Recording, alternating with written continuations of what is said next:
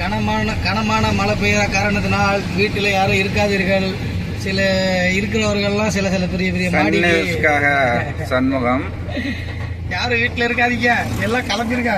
பெட்டி கடை, இந்த மளிகை கடை, டீ கடை, ஹோட்டல் கடை, இது மட்டும் தான் இப்போதைக்கு ஓடும்.